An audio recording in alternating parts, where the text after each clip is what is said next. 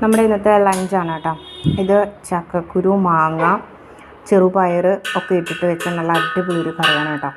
പിന്നെ ഇത് മാങ്ങ അച്ചാർ.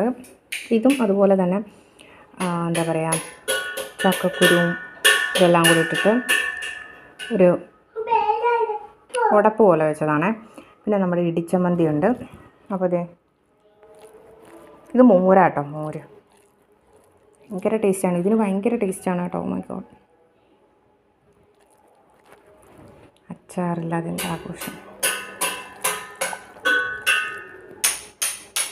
ആയിരുന്നേ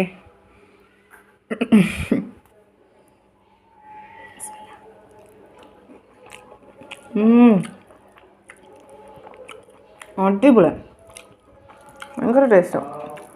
സ്വർഗം മാമാ, സ്വർഗം.